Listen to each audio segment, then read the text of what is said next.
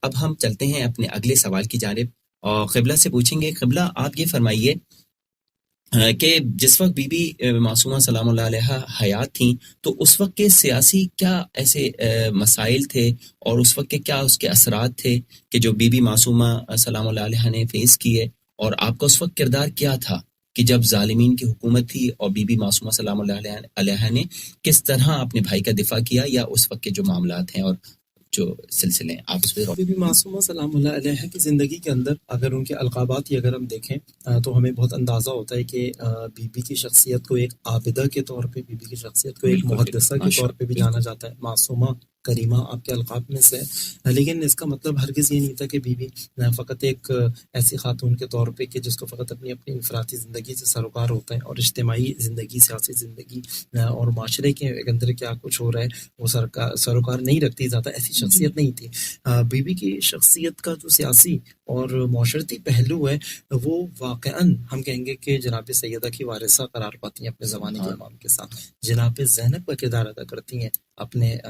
والد کی زندگی میں، اور جو واقعہ آپ کی خدمت میں ایک پیش بھی کیا، اور اسی طرح اپنے بھائی کی زندگی میں خاص طور پہ ہم دیکھتے ہیں کہ اس کو سمجھنے کے لیے ہمیں دیکھنا پڑے گا کہ بنو عباس کے جو یہ حاکم ان 100 سالوں میں تقریباً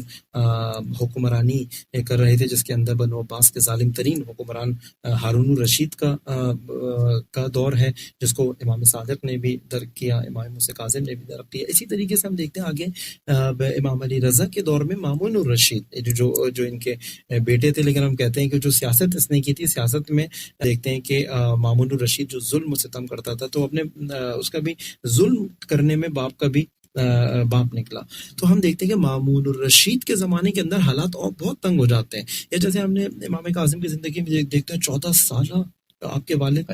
14 سالہ قید کے اندر رہتے ہیں، اور اس کے اندر بھی اصحاب امام کی حالت بھی کوئی بہت اچھی اس کے اندر بھی نظر نہیں آتی. ہم یہاں بی بی معصومہ کے سیاسی کردار کو دیکھتے ہیں کہ جب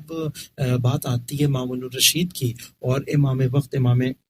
رضا علیہ السلام کو وہ مدینے سے بلاتا ہے خراسان، اور چاہتا ہے کہ ایک ظالم حاکم کے میں کسی طریقے سے امام رضا جو میری حکومت سے، میری حاکمیت سے، میری سیاست سے راضی نہیں ہے، کسی طریقے سے ان کو اس طرح سے ظاہر کرتا تھا کہ اس مدینے سے جو امام مدینہ ترک کر کے خراسان آ رہے ہیں یہ ہم سے راضی ہو گئے، جو ان کو حکومت کی پیشکش کی ہے، ولی عہدی کی پیشکش کی، یہ اپنی رضا سے اور تسلیم ہو کے بنو عباس کے مثلا حکمرانوں کے سامنے تسلیم ہو گئے. تو اس طرح کی تصویر جو کہ میڈیا ان کے ہاتھ میں تھا، ممبر ان کے ہاتھ میں تھا، محراب ان کے ہاتھ میں تھا، اور جو کچھ ایک حکومت کے تحت ایک مشینری ہوتی ہے پروپیگنڈا کی، وہ سب اس نے وہاں پہ لگا دی تھی. بی بی معصومہ سلام اللہ علیہ اس حالات کو بہت اچھے طریقے سے دیکھ رہی تھی، اور اس کو دیکھتے ہوئے انہوں نے جب یہ دیکھا کہ خاص طور پہ امام رضا کو بدل ناخواستہ طلب کیا گیا ہے، زبردستی یہاں سے لے کے جایا جا رہا ہے، مدینہ ترک کروایا جا رہا ہے، خراسان کی طرف بلایا جا رہا ہے، اور اتنی پلاننگ تھی کہ کوئی یہ نہ نقل کر پائے کہ یہاں پہ امام رضا اپنے ارادے سے نہیں بلکہ زور زبردستی سے جا رہے ہیں. تو باقاعدہ وہ جو افراد لینے گئے تھے جن کو راستے بھر بھی مامور کیا گیا تھا، جاسوسی پر بھی اور ان سب چیزوں پر، کہ کسی شیعہ علاقوں سے گزرتے ہوئے امام رضا نہ آئے، کہیں حقیقت سے آگاہ نہ کرتے. ہم دیکھتے ہیں اس سفر کے اندر ایک مرف کے مقام پہ جب امام رضا پہنچتے ہیں تو وہاں پہ 18,000 قلم آمادہ تھے کہ امام کی جنبش ہو امام کے لبوں کی، اور ہم اس کو نوٹ کر لیں اور ہم اس کو قلم میں لکھ دیں. اور حدیث بھی بہت مشہور ہے، وہ حدیث مرف بھی کہلاتی ہے، بعض اس کو حدیث سلسلہ ذہب کہا جاتا ہے اس حدیث کو، کہ جس کے اندر کلمۃ لا الہ الا اللہ حسنی ومن دخل حسنی امن من عذابی، اور وہاں پہ امام امامت کا ایک منشور پیش کرتے ہیں کہ تمہیں کیا معلوم، کہ امام کو پتہ چلتا ہے کہ وہاں پہ لوگ امامت کے بارے میں بات کرتے ہیں، تو امام پوچھتے ہیں تمہیں کیا معلوم امامت کیا ہوتی ہے، اور تم کیا امامت کے بارے میں بات کرتے ہو، تو امام ایک چیزیں پیش کرتے ہیں. اس میں پھر کہتے ہیں کہ بشرطہا و شروطہا وانا من شروطہا، یہ والی بات جو کرتے ہیں کہ جو وہ عذاب سے بچ جائے گا، جو اس دائرے کے اندر آ جائے گا، لا الہ الا اللہ کے اس کے اندر آ جائے گا، حسن کے اندر آ جائے گا، تو وہ عذاب سے بچ جائے گا. لیکن عذاب کے بچنے کی کچھ شرائط ہیں، اور بتایا نہیں کہا امامت، کہا میں امام انا من شروطہ، میں شرط ہوں اس سے بچنے کی. یہاں سے ہم امام کو دیکھتے ہیں، مطلب یہ کہتے ہیں کہ 18,000 قلم تیار تھے امام کی اس حدیث کو، سب نے لکھا، اور یہ حدیث متواتر احادیث میں سے.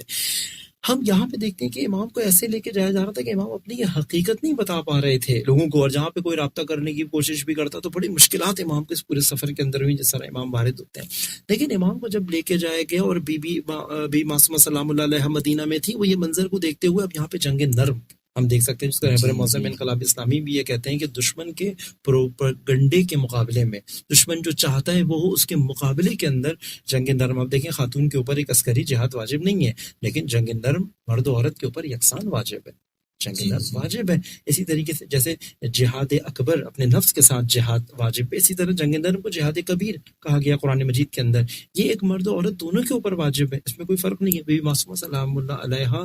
جنگ نرم کی مجاہدہ نہیں، فقط سپاہی نہیں بلکہ کمانڈر بن کے میدان میں کمانڈر بن کے. اور بی بی معصومہ نے کیا کیا؟ بی بی معصومہ نے کہا میں بھی مدینہ ترک کروں گی. آپ دیکھیں جناب زینب کو اگر آپ یاد کریں کہ انہوں نے اپنی شادی کی شروط میں یہ لکھوایا تھا کہ اگر حسین مدینے کو ترک کریں گے، حسین اگر ہجرت کریں گے تو زینب ان کے ساتھ جائے گی، شرط لکھوائی تھی اپنے شوہر کے ساتھ. تو دیکھیں بی بی معصومہ کے کردار کو ہم اسی وارثہ کے طور پہ دیکھتے ہیں کہ دیکھتے ہیں اب صرف بہن کے طور پہ نہیں ہے یہ معاملہ، وہاں پر بھی شوہر کے طور پہ یا بھائی کے طور پہ معاملہ نہیں ہے، وہاں پہ ایک ولی زمان امام زمانہ کے پیدر پہ حرکت کرنا، امام زمانہ کی مدافعت اور حفاظت اور امامت کا دفاع کرنے کے لیے نکلنا. بس بی بی معصومہ ترک کرتی ہیں اور بی بی معصومہ مدینہ کو ترک کرتی ہیں اور اپنے بھائیوں کے ساتھ، اصحاب امام کے ساتھ، محبان اہل بیت کے ساتھ سفر کا آغاز کرتی ہیں. میں جاؤں گی اپنے بھائی کے پیچھے. اور بی بی معصومہ خاص طور پہ شیعہ نشین علاقوں کا انتخاب کرتی ہے سفر کے دوران، اور ہر جگہ جا کے جو ہے نا ولایت کے بیج بوتی ہیں. اس کو رہبر معظم انقلاب اسلامی نے بھی نقل کیا کہ بی بی معصومہ نے ولایت کے بیج بوئے ہیں اپنے خطبات میں، جہاں جہاں ان کو موقع ملتا تھا، اور یہ حقانیت بتاتی تھی کہ میرے بھائی کو زبردستی لے کے جایا جا رہا ہے. اور ظالم میں وقت کو عیاں کرنا، اپنے زمانے کی یزیدیت کے چہرے سے نقاب اتارنا جناب زینب سے سیکھا. یعنی سیاسی لحاظ سے بہت ہی یعنی زیرک سے اور بہت ہی زیادہ بابصیرت. آپ دیکھیں کیا کہتے ہیں کہ اس اقدام کو کہیں کوئی خط نہیں آیا ہے امام میں، کہیں ہمیں تاریخ میں نہیں ملتا کہ یہ امام رضا نے علیہ الصلوۃ والسلام نے کہا ہو بی بی کو کہ آپ نے قیام کرنا ہو، یا کہ خود اپنی ذمہ داری کو پہچاننا بحیثیت خاتون میں یہاں پہ کیا کر سکتی ہوں، جیسے ہم نے دیکھا جناب امیر المومنین کا دفاع جناب سیدہ کیسے کرتی ہیں. یعنی اس طریقے سے ہماری جو خواتین ہیں وہ بھی اپنا کردار پہچانے کے اس وقت کس طرح دفاع کیا جاتا ہے. یعنی وہ اگر ہم کیونکہ تفصیل میں جانے کا مقام نہیں، میں آپ سے کہوں گا کہ اس سفر کو صرف دیکھا جائے نا، بی بی معصومہ نے سفر میں کیا کیا کیا، کیا کیا بات ہوئی، کہاں کہاں پہ رکیں، کہاں کہاں ٹھہری، کس کے پاس ٹھہرتی تھی. آپ یقین کریں کہ امام رضا علیہ الصلوۃ والسلام کی شخصیت کچھ اور تاریخ میں رقم ہوتی ہے اگر بی بی معصومہ اس طرح سے کردار ادا نہیں کرتی. جیسے کہا جاتا ہے کہ اگر زینب نہیں ہوتی، یعنی کربلا میں مرد اگر زینب نہ ہوتی، کہ کربلا باقی نہیں رہتی اگر جناب زینب نہیں ہوتی. بس اس تحریک کو آگے لے جانے والی بن کے، اسی طریقے سے امام رضا کی تحریک کو آگے لے جانے کے اندر کردار بی بی معصومہ سلام اللہ علیہا کا ہے، کہ جو نے جہاں پہ جاتے جاتے جاتے یعنی کہ مقام ایسا بھی آتا ہے کہ بی بی معصومہ سلام اللہ علیہا کے راستے میں جب پتہ چلتا ہے کہ یہ تو قیام کر رہی ہیں، یہ تو تحریک ہے، تو آپ کے بھائیوں کو شہید کر دیا جاتا ہے، آپ کے اصحاب کو راستوں میں شہید کر دیا جاتا ہے. یعنی بہت چند اصحاب کے ساتھ بی بی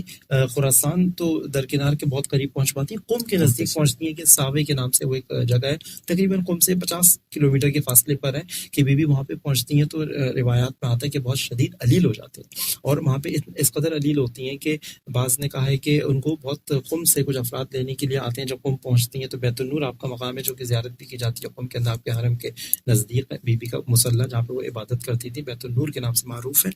وہاں پہ بی بی 15 یا 17 12 یا 17 ایام کے اندر بس وہاں پہ وہ گزارتی ہیں اور آپ کی رحلت ہو جاتی ہے. بعض روایت کہتی ہیں کہ نہیں، ساوے کے مقام پہ بی بی کو باقاعدہ زہر دیا گیا تھا اور بی بی اس زہر کی وجہ سے شہید ہوتی ہیں، اور وہاں پہ 12 دن میں گزارتی، بہت علالت کی حالت کے اندر، بہت نقاہت کی حالت میں، بہت بیماری کی حالت میں، اور بی بی جو ہے وہ دنیا سے رخصت ہو جاتی ہے. تو یہ جو قیام ہے، اور اس میں اتنا اس طرح کا قیام جس کے اندر آپ کو ایک کربلا کی جھلک نظر آتی ہے، تو یہ وہ معمولی شخصیت نہیں ہے بی بی کی. اور یہی یہاں سے ہمیں دیکھتا ہے کہ ہمارے خواتین کے لیے یہ ایک بہت نمونہ عمل بنتی ہے. ماشاءاللہ، بہت خوب، بہت خوب. ناظرین کرام، آپ دیکھ رہے ہیں کہ قبلہ محترم نے کس بہتر انداز سے ماشاءاللہ یہ جواب دیا.